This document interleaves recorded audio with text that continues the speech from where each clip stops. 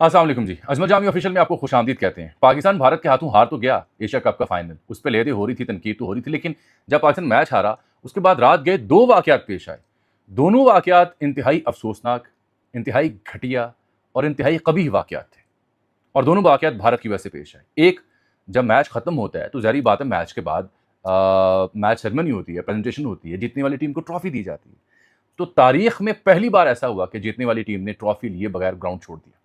मोहसिन नकवी से ट्रॉफी नहीं ली Indian team ने। ये क्या वाकया हुआ, कुछ मालूमात हमने इकट्ठी की, आपकी खदमत पेश करते हैं। लेकिन दूसरा वाकया इससे भी कहीं ज्यादा घटिया, नीच और औकात बताने वाला है उस बंदे का जिससे मनसूब ये वाकया है। वो बंदा है भारतीय वज़ीर आज़म, भारतीय प्रधानमंत्री नरेंद्र मोदी, जिसने ये तय कर रखा है कि उसने अपनी तालीम, तरबियत, खानदानियत और अपने विचार का ज़रूर इजहार करना है। नरेंद्र मोदी ने रात गए, जब मैच खत्म हुआ तो 11:50 के आसपास पाकिस्तानी वक्त था, तो हमने देखा कि उन्होंने ट्वीट किया। यूजुअली जब भी कोई टीम, कोई मुल्क जीतता है तो उसके जो सरबराहान है उसको मुबारकबाद देते हैं कि बहुत अच्छा खेला, शाबाश, हमें तो पे बड़ा फ़ख्र है, वेल प्लेड, बहुत मुबारकबाद देते हैं। लेकिन ऐसा करने की बजाय नरेंद्र मोदी ने ट्वीट लिखा 3 लाइनों का, operation Sindoor on the games field, outcome is the same, India wins, congratulation to our cricketers.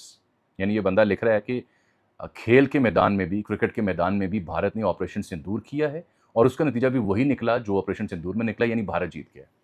अब आप मैंने तो फ़ौरन तबसरा किया, हिंदी ज़ुबान चूँकि लिख पढ़ लेता हूँ, मैंने फ़ौरन ऊपर लिखा कि एक होता है घटिया इंसान, एक होता है इससे भी अगली स्टेज जो घटिया तरीन हम कहते हैं। महाराज आप वो हैं। क्योंकि राजनीति, सियासत और खेल ये 2 मुख़्तलिफ़ चीज़ें हैं। पूरी दुनिया इसका प्रचार करती है और रहनुमा अपनी गुफ्तगू से, अपने बयान से जाने जाते हैं। ये बड़ा ख़तरनाक बयान है और ये इस बात का सबूत है कि भारत, नरेंद्र मोदी का भारत अब किस माइंडसेट का शिकार हो चुका है। हम अहले पाकिस्तान टीम की बुरी परफॉर्मेंस के ऊपर, टीम के अंदर जो पर्ची खिलाड़ी हैं, चेयरमैन पीसीबी के ऊपर और जो बदहाली है क्रिकेट की, जो बेड़ा गर्क हो चुका है, उसके ऊपर खुद से ले-दे कर रहे थे, तनकीद कर रहे थे और करते रहेंगे। हुसैन तलत किसकी पर्ची है, सलमान आगा किसकी पर्ची है, हारिस रऊफ कौन से सियासतदान की पर्ची है, सब बातें हम डिस्कस कर रहे थे और करते हैं।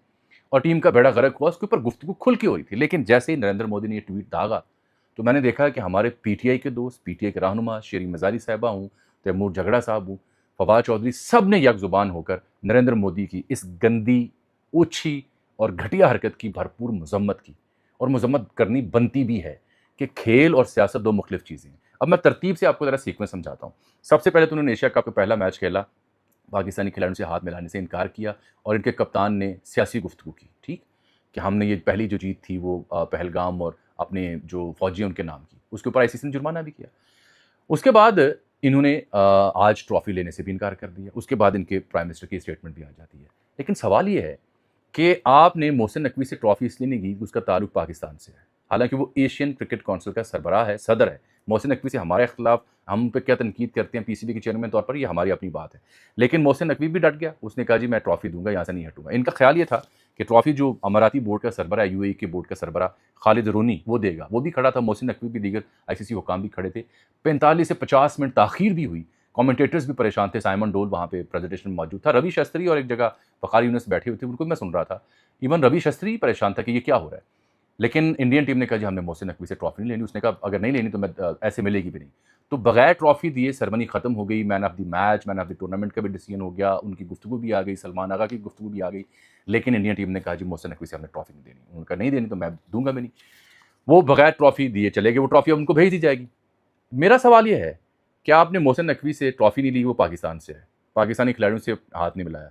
जब आप बांग्लादेश के खिलाफ खेल रहे थे, यही इंडियन टीम, तो उनका कोच है हमारा खिलाड़ी अपने मुशी भाई मुश्ताक अहमद। तो जब मैच खत्म हुआ तो मुश्ताक अहमद से तो आपने हाथ मिलाया था। और इसी टूर्नामेंट में एक मौके पर जब प्लेयर ड्रेसिंग रूम में बैठे तो Mohsin Naqvi Asian cricket council के सरबराह के तौर पर आए, तो सूर्य कुमार यादव से सलाम भी ले रहा था, हाथ मिला रहा था। तो ये घटिया और दोहरे मेयार जो मीडिया के लिए और अपनी जनता के लिए रखे हैं, इन पर लानत बेशुमार, यही मैं कह सकता हूँ। नरेंद्र मोदी ने साबित किया है कि इनकी जो विचार हैं हिंदुत्व पर मबनी, ये जो इस्लामोफोबिया का प्रचार कर रहे हैं, जेनोसाइड का प्रचार कर रहे हैं, ये इस अपने देश को, बिहार के चुनाव होने वाले हैं, वहाँ ले जाने के लिए इनके लिए जीत ज़रूरी है। अगर ये मोदी बिहार के इलेक्शन नहीं जीतता, अक्टूबर-नवंबर में होने वाले हैं, तो मोदी और बीजेपी का खात्मा हो जाएगा।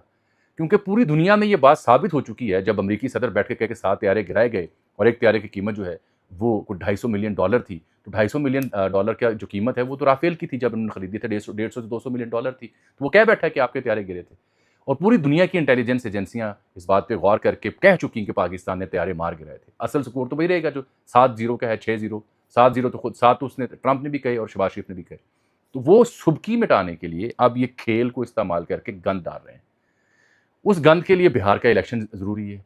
बिहार का इलेक्शन नहीं जीतते तो बीजेपी और नरेंद्र मोदी की छुट्टी होती है। इसलिए इन्होंने इस पूरी कौम को पागलपन के पीछे मुब्तला कर दिया। इंतहाई घटिया अफसोसनाक रिमार्क्स थे नरेंद्र मोदी के जो उसने दिए। इससे आप ये भी अंदाज़ा करें ये टलने वाले नहीं, हटने वाले नहीं। ये मज़ीद बदबख्ती, मज़ीद बेगैरती और मज़ीद घटियापन पे उतरेंगे हर मैदान में, हर खेल में।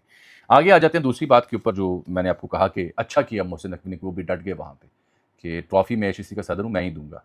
ये भी तारीख की बदतरीन मिसाल, इससे पहले कभी ये वाक़या देखने और सुनने को हमें नहीं मिला कि टीम कहे कि मैंने फ़लाँ बंदे से ट्रॉफ़ी लेनी और ट्रॉफ़ी लिए बगैर टीम वहाँ से निकल जाए। मैं देख रहा था कि इस सिलसिले में एक दफ़ा 2018 की बात है, फॉरेन मिनिस्टर से मिलना था तो इमरान खान ने एक जुमला कहा था जब मोदी ने इनकार कर दिया उस मुलाकात से, वापस बुला लिया वफ़द को। इमरान खान ने तब ये जुमला कहा था कि small man in big offices. Narendra Modi असल में जो गुजरात का किसाई है, बुच्चर है, जो कश्मीर में मुसलमानों के खून के साथ होली खेल रहा है।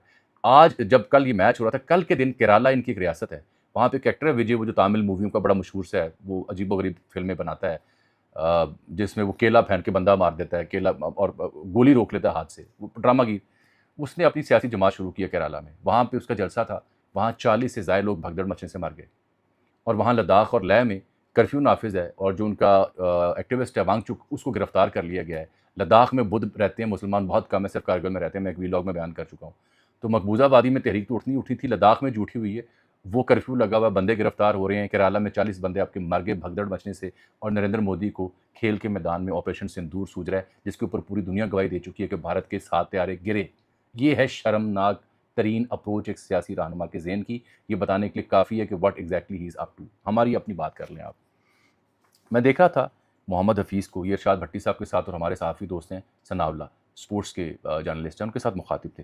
हफ़ीज़ ने बड़ी उम्दा बात की। उन्होंने कहा जी मोहसिन नकवी साहब को मैं नहीं जानता कि किस फील्ड में बहुत अच्छे हैं, लेकिन क्रिकेट के हवाले से उनकी जो शुद्ध-बुद्ध है वो उन्हें पसंद नहीं आई। उन्होंने कहा जी जब आप एक गलती को सुधारने के लिए फिर गलती करते हैं तो उसका मतलब है आप लीड नहीं कर सकते, आप उस फील्ड के एक्सपर्ट नहीं हैं। ये उनके रिमार्क्स हैं।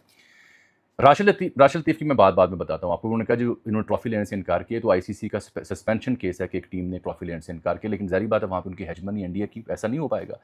तो ये जो मोहम्मद हफ़ीज़ ने बात की, इसके ऊपर बात करते हैं। क्या आप जानते हैं कि जो टीम का कप्तान है सलमान आगा, ये किसका मंजूर नज़र है? PCB में किस ज़िम्मेदार का मंजूर नज़र है? ये खबर आप नोट कर लें। ये जो हुसैन तलत है, ये किसके कहने पे खेल रहा है, जिसने कैच भी छोड़ा, फील्डिंग भी बुरी की, एक मैच में 2 विकेटें लीं, और फिर वहाँ पे बैटिंग करते हुए जो गुल खिलाए वो आपने देखे। हारिस रऊफ़ जो हम बड़ी प्रीमियर कहते हैं, ख्वाजा साहब के साथ इसकी तस्वीरें, ख्वाजा साहब इसको ट्वीट कर रहे थे छाजा। अब जिस तरह से शमा जुनेजो को ख्वाजा साहब ने पहचानने से इनकार किया है, कहीं ऐसा ना हो कि हारिस रऊफ़ को भी पहचानने से इनकार कर दें। ये प्लेयर्स पार्लियामेंट लॉजेस में जाके किससे क्यों मिलते हैं? इन प्लेयर्स का क्या ताल्लुक है? इनको कौन टीमों में रखवाता है? ये पर्चीगिरी बंद करें। ये प्राइम मिनिस्टर या ये फील्ड मार्शल साहब से गुजारिश है कि यहाँ भी एक बड़ा ऑपरेशन लॉन्च करें। मोहसिन नकवी साहब के ज़िम्मे जो काम है वो रखें, अगर आपने नहीं बदलना। PCB से जान छुड़ाएं। PCB का बेड़ा गर्क कर दिया गया है। ये आकिब जावेद, ये वहाब और बाकी जो लोग, इंटरनेशनल क्रिकेट का जो बंदा उस्मान वाला था वो क्यों फारिग किया आपने? नवीद अकरम किस खाते में है? सिलेक्शन कमेटी कहाँ से आई हुई है? टीम कैसे बनती है? बाबर कहाँ गायब हुआ? रिजवान कहाँ गायब हुआ? बेड़ा गर्क आपने कर दिया, सत्यानाश कर दिया। इस कौम के पास एक ही शय थी जुबिलेंट होने के लिए कि हमने भारत के 6-7 तैयारे गिराए हैं। ये मैच हारने के बाद इंडियन प्राइम मिनिस्टर ने जो ट्वीट किया, उसके बाद कौम को परेशानी हुई है, फ़िक्र हुई है कि हम तो चेरिश कर रहे थे अपनी उन चीज़ों को, आपने ये अपनी करतूत के ज़रिए, परफॉर्मेंस के ज़रिए हमारे दिल बुझा दिए। ये एक बड़ा ग्रैंड ऑपरेशन होना चाहिए। इन खिलाड़ियों के ऊपर पाबंदी होनी चाहिए कि ये सियासतदानों से नहीं मिलेंगे, फौजी अफसरान से भी नहीं मिलेंगे, कोई किसी की सिफारिश पे नहीं आएगा। यहाँ ग्रैंड ऑपरेशन होना चाहिए। और राशिद लतीफ़ बिल्कुल ठीक कह रहा है कि ये प्लेयर जो हैं इनको निस्ता-नाबूद करने में PCB के फैसले हैं, अजीब तरीन फैसले हैं। ये जो बूम आफरीदी डॉक्ट्राइन है क्रिकेट में, इसने बेड़ा गर्क किया। तिलक वर्मा जो मैन ऑफ द मैच है, जिसने मैच जिताया इंडिया को, आप जानते हैं कौन है? एशियन कप की जो अंडर 19 ये छोटी टीमें होती है, उसका कप्तान रहा है इंडिया का ये, और फिर IPL खेल के यहाँ तक पहुँचा है। आज की उसकी इनिंग मैच विनिंग इनिंग नहीं थी, कायदाना इनिंग्स थी। उसने बताया कि कैसे इंडियन सिस्टम अपने क्रिकेटर को ग्रूम करके एक कायद बनाता है, लीड बनाता है। 4 आउट हो चुके थे, खड़ा रहा वो, उसने मैच जिताया। हालांकि शुभमन गिल से लेके अभिषेक शर्मा और फिर सूर्या, ये 3 बड़े प्लेयर थे, वो अपने जल्दी आउट कर लिए थे। तो ये जब तक हमारे यहाँ ऐसे प्लेयर नहीं होंगे, जो मैच विनिंग हूँ, एक से बढ़कर एक, तब तक हम यही हाल रहेगा। इट्स टाइम कि क्रिकेट की एम्बैरेसमेंट को बचा लें, महफूज कर लें, वरना बेड़ा गर्क हो चुका है। नाकिस बैटिंग थी, कमज़ोर कप्तानी थी और हारिस रऊफ़, ये 3 वजूहात हैं जो हमारा बेड़ा गर्क कर गए। महर बानो कुरैशी साहब हैं, शामत कुरैशी साहबा की साहबजादी, उन्होंने बड़ा दिलचस्प ट्वीट किया। वो कहती हैं, the government has no mandate and the PCB has no management. बिल्कुल ठीक बात। हम मोदी का क्या रोना रोएं कि small man in big offices, हमारे यहाँ भी ऐसा नहीं है क्या? वरना पीसीबी का ये हाल होता, वरना कौमी क्रिकेट टीम का ये हाल होता। मोदी पे तो लानत बेशुमार आप भेजें जितनी भेजनी है, क्योंकि घटियापन का उसने मुजाहरा किया, रज के किया। लेकिन अब ये जो हमारे यहाँ बड़े ओहदों पे जो लोग बैठे हैं, ये क्या ज़िम्मेदार नहीं है? ये हम आपको कहानियाँ बयान करते रहेंगे, कौन खिलाड़ी कितना बुरा खेला, कौन किसकी पर्ची है, लेकिन असल बात आपको भी पता है कि पीसीबी बेड़ा गर्क हो चुका हुआ है। टीम सिलेक्शन से लेके, खिलाड़ियों की ग्रूमिंग से लेके बेड़ा गर्क हो चुका हुआ है। बड़े खिलाड़ी जो हमारे, उन्हें सामने लाएँ, नीचे जाएँ, अंडर 19 से लेके टैलेंट ढूँढें और फिर कम्पीट करें। वरना ये एम्बैरेसमेंट है, निरी एम्बैरेसमेंट है। हमने तो आपसे बात करनी थी वो शमा जुनेजो वाले मामले के ऊपर, लेकिन मैं पिछले 2 व्लॉग में बात नहीं कर सका। आज दिन के वक्त आपसे शमा जुनेजो के हवाले से कुछ खुसूसी मालूमात इकट्ठी की, वो बयान करूँगा। फिलहाल तक के लिए मुझे इजाज़त दीजिए। अल्लाह हाफ़िज़।